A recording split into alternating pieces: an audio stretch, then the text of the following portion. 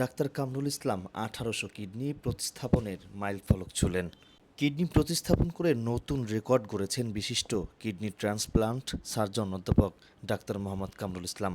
গত শুক্রবার পর্যন্ত একাই ১,৮০০ কিডনি প্রতিস্থাপনের মাইলফলক ছুঁয়েছেন। সিকেডি হাসপাতাল সূত্রে এ খবর জানা গেছে।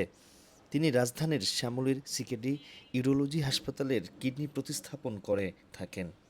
হাসপাতালের প্রধান ফটকে সিকিডি লেখা থাকলেও প্রকৃতপক্ষে এটা centre for kidney diseases and urology হাসপাতাল।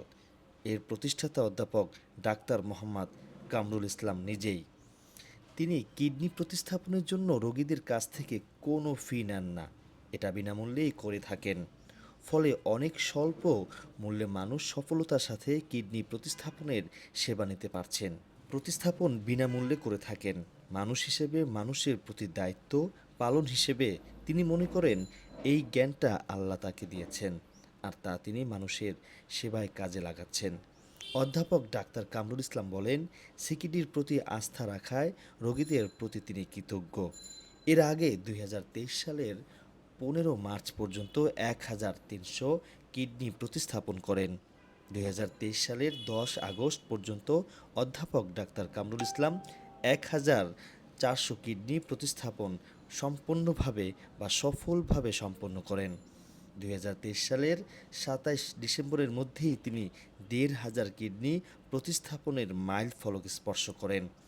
প্রথম ১,০০০ কিডনি প্রতিস্থাপনে এই সার্জনের ১৪ বছর লাগলেও পরবর্তী ২৬ মাসে সফলতার সাথে ৫০০ কিডনি প্রতিস্থাপন করে ফেলেন। ১০০ কিডনি প্রতিস্থাপন করেছেন ২০২৩ সালের ১০ আগস্ট থেকে একই বছরের ২৭ ডিসেম্বরের মধ্যে।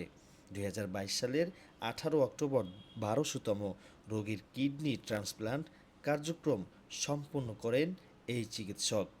অধ্যাপক ডাক্তার কামরুল ইসলাম ২০০৭ সালের সেপ্টেম্বর থেকে সফলভাবে কিডনি প্রতিস্থাপন করে আসছেন। সাফল্যের হার শতকরা ৯৫%।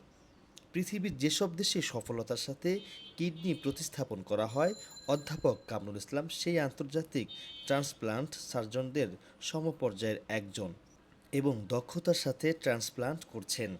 অধ্যাপক ডাক্তার কামরুল ইসলাম ঢাকা মেডিকেল কলেজের কে ৪০ ব্যাচের শিক্ষার্থী। ১৯৯৩ সালে স্বাস্থ্য ক্যাডারে যোগ দেন।